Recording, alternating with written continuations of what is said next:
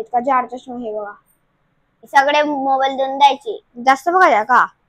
जास्त बघायचे आणि नाही दिला तर सगळं फेकून द्यायचे. हा चष्मा एवढा जाड चष्मा कशामुळे लागला तुला? मोबाईल प्यायचा रोज. रोम रोम भाइयों.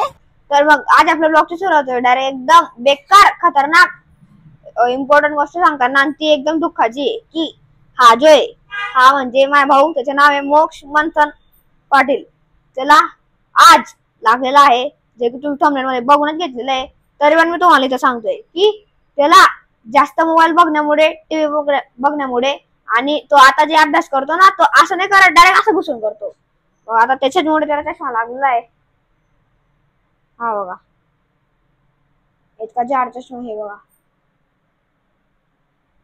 म्हणजे असं जर आपण जर असं बघितलं तरी मला दिसत नाही, म्हणजे काहीच दिसत नाही त्याच्यामध्ये, उलट उलटच दिसतं सर्व. तर त्याला घालून दाखवू आपण.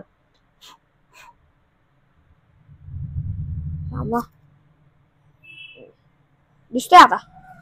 हा बोलतो काही? कशामुळे लागला चष्मा? मोबाईल, अजून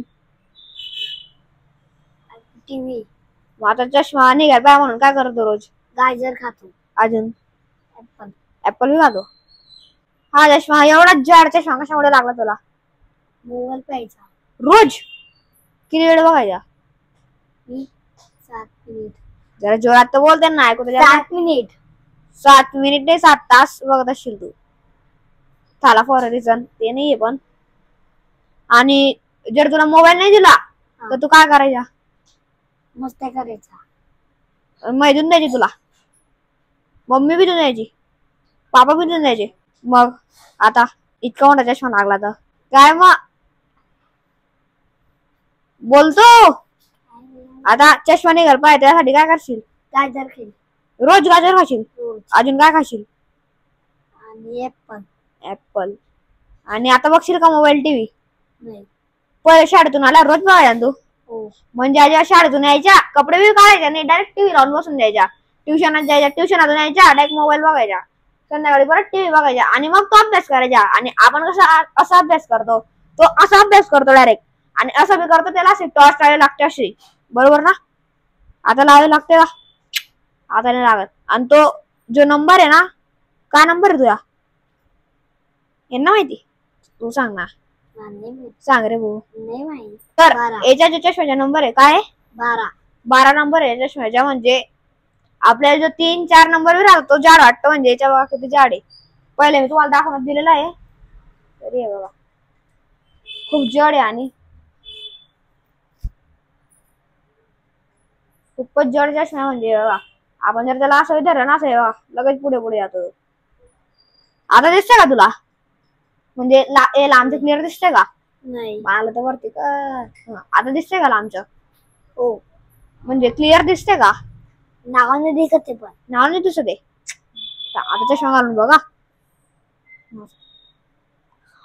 आता दिसतंय? हो. पूर्ण दिसतंय.